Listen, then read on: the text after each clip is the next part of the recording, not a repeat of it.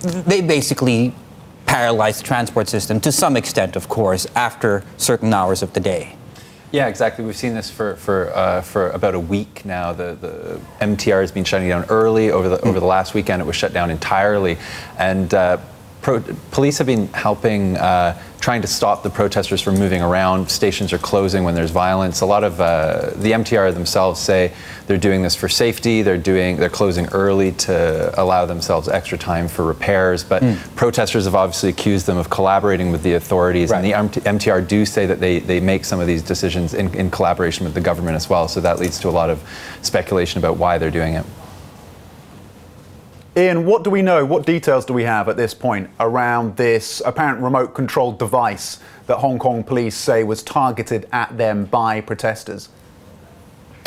Yeah, we don't have too much detail on that at the moment. We do know that no one was injured. We do know that it was set off on Sunday. That we don't actually we're not sure too much else. There were some explosives that were discovered earlier in the protest movement several months ago, linked to an independence activist, and that obviously came ahead of a large protest and fueled a lot of concern among some pro-democracy activists that had been planted by police or other rumors like that. But at the moment, we're still not too sure about what this bomb was about.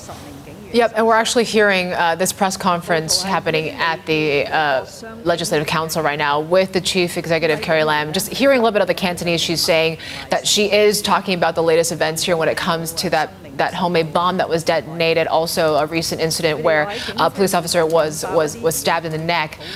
She's saying that there have been some clear events right now where police officers have been targeted. She's calling it an escalation as well. But this, of course, all leading up, Iain, to her policy address tomorrow. What are we likely to hear from her on that?